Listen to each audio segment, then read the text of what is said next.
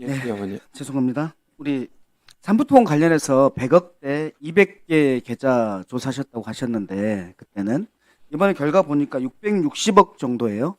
맞습니까? 금액은 송구합니다. 시켜드리고 좀. 아, 예. 예. 그러면 이 금액이 늘어난 것이 맞는데 그 금액이 늘어났다면은 이게 삼부토건만 한 것인지 엘바이오텍 주가 조작 그것과 관련된 금액도 포함된 것인지. 저희가 웰바이오텍 피고발인 측 관련돼서 웰바이오텍의 취득자금 등에 대해서 자금 추적 과정에서 확인한 건 맞습니다. 그래서 해당 자료도 검찰 측에 통보한 거는 맞습니다. 지금 제가 답변 드릴 수 있는 거는 그 네, 정도인 것 같습니다. 엘바이오텍도 조사를 했고 엘바이오텍 관련해서도 고발하신 게 맞다. 이렇게 정리하면 되죠? 그렇지는 않고 해당 종목의 조사 여부는 또 그거랑 좀 다른 그거라서 해당 종목의 불공정인 거래 여부라든가 이런 거에 대한 판단을 저희가 내렸다는 부분에 대해서 제가 지금 답변 드리진 않았습니다. 네, 알겠습니다. 그럼 고발했다는 건 아니에요? 웰바이오텍 관련된 조사건을 저희가 되게 심도 있게 본 거는 맞는데 어쨌든 이미 타수사기관에서 그 건이 그 수사가 진행 중이었기 때문에 저희가 별건으로 지금 하게 될 경우는 이중관할 문제가 있어서 네, 그것들을 알겠습니다. 조정하는 그렇게 이해해 주셨으면 좋겠습니다. 네, 그렇게 이해하겠습니다. 그 다음에 이 금감원에서 주가 조작 관련해 조사를 할 때 대면 조사는 한 바가 없다고 제가 파악이 되던데 맞습니까? 아닙니다. 저희가 직접 그러니까 그 문답 형태의 조사란 관련자들도 있고 뭐 문답 이익준 회장 뭐 이런 분들 하셨습니까? 특정 인물에 대해서는 저희가 조사 여부를 답변드리기 좀 좋습니다. 그렇습니다. 그러면 이번에 고발 대상에 김건희, 이종우, 원희룡은 빠져 있죠. 그건 얘기해 줄 수 있는 거 아니에요?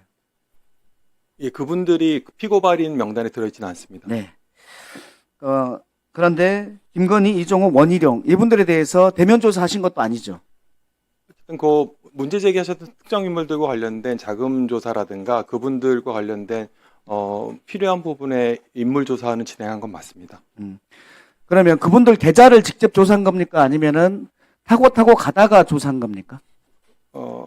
그런 부분도 있습니다. 네. 예. 언론 보도에 따르면은 25일 언론 보도에 따르면 이종호 씨의 거래 내역이 나왔다고 하는데 이게 그 직접 본 게 아니라 타고 가다 보니까 이종호 씨의 계좌가 나왔다는 얘기입니까? 저희가 그 연계 계좌를 쫓아가는 방식으로도 조사를 했습니다만 그게 아니라 뭐 거래 내역이 많은 계좌라든가 의혹 제기 대상에 대한 계좌를 별도로 그쪽에서 시작해서 본 거가 있기 때문에 저희가 어떤 경과로 그 해당 인물에 대한 조사를 계좌를 받는지 답변을 못 드리겠습니다만 본 건 맞습니다. 네, 좋습니다.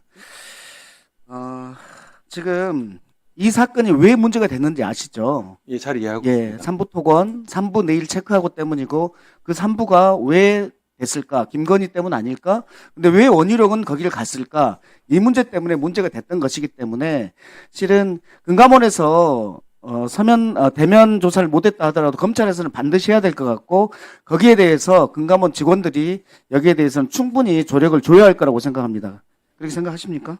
예, 저희가 우크라이나 재검사과 관련된 그 부분 판단을 위해서 필요한 부분 조사를 진행한 건 맞고 그게 혹시 부족한 것이 있다면 저희가 검찰 수사에 최대한 협조를 하고 필요한 부분은 말씀하신 대로 지원을 하겠습니다. 예, MBK 파트너스 좀 묻겠는데요. 지금 검찰 압수수색 하신 것은 오늘 하게 된 것과 관련해서는 정말 잘하고 있다고 생각합니다. 왜냐하면 압수수색이 반드시 필요한 사건이기 때문인데요.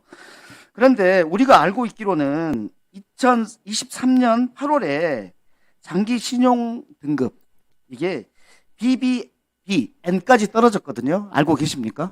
예, 맞습니다. 예, 그러면 이게 충분히 떨어질 수 있다는 것을 예상할 수 있었다고 보이고 그렇기 때문에 이번에 고발을 한 겁니까? 꼭 그것만은 아닙니다. 왜냐하면 공시된 자료는 자기들도 보지만 결국 시장 투자자들도 보기 때문에 그것만으로 쉽게 어떤 불법 거래가 성립된다고 단정하기는 어렵습니다. 저희가 우려했는데요. 김병주 MBK 회장에 대해서도 고발된 거 맞죠? 우려를 했는데 그래도 포함시켜서 다행이다는 측면에서 말씀드립니다. 지금 저희가 필요한 MBK 책임자들에 대해서 고발 조치한 건 맞습니다. 네. 그러면 MBK 김병주의 관련성이 확보됐다는 얘기입니까? 아니면 정황적으로만 나온 겁니까? 어떻습니까? 증거관계와 관련된 거라서 직접적으로 답변드리기 어렵습니다만 네. 그 의사결정에 관여한 걸로 확인된 분들에 대해서는 다 고발 조치를 했습니다. 예. 제가 다음번에 안 하겠습니다. 좀만 더 주십시오. 이분도 아까 지피로서의 책임을 김병주 회장이 질 수 있다고 하셨는데 그 지피로서의 책임이 무엇인지에 대해서 설명 좀 해주시겠습니까? 국민들이 궁금해할 것 같아서. 그건 아까 우리 정책위장께서 말씀 주셔서, 그러니까 김 의원님께서 말씀 주셔서 그런 건데 꼭 형사적인 책임도 있겠습니다만 저희가 이제 자본시장법 등 관련 법령상 그 기관 전용 사모펀드가 해야 되는 어떤 의무들이 있는데 그것들 혹시 소홀한 부분이 있으면 꼭 형사적인 책임이 아니더라도 행정적인 책임을 지을 수 있는 여지가 여전히 남아있다는 말씀을 드린 거고 혹시 예. 그런 행정적인 책임을 질 경우에는 LP 등과의 관계에서 여러 가지 어려움이 생길 수 있는 측면이 있습니다. 예. 하나에어로 관련해서 묻겠는데요. 하나에어로 증권신고서에는 이렇게 되어 있습니다. 하나에너지로부터 하나오션을 사들여서 지분을 사들여서 지배력을 키웠는데 그 이유가 글로벌 방산 시장에서의 경쟁력 강화라고 하고 있습니다. 제가 여기서 문제 삼는 것은 뭐냐면 하나에어로 오션에 대한 지분이 42%까지 늘어가지고 두 회사의 회계 처리 관계가 관계 기업에서 종속 기업으로 바뀌었습니다. 그렇다면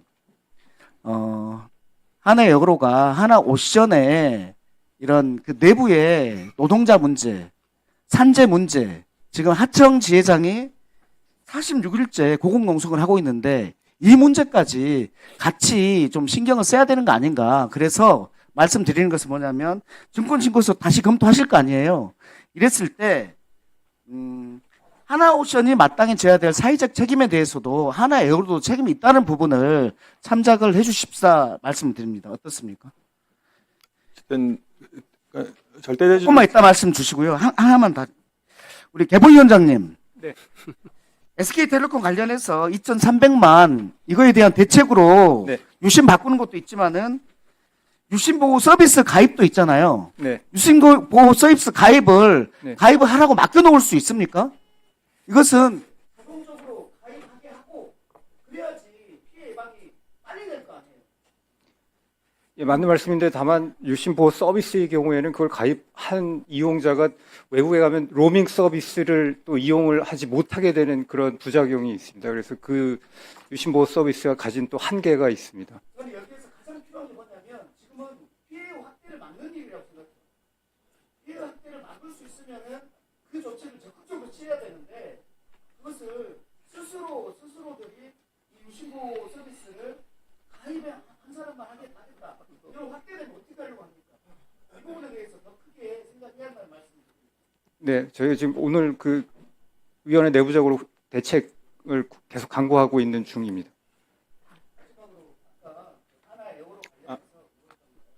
그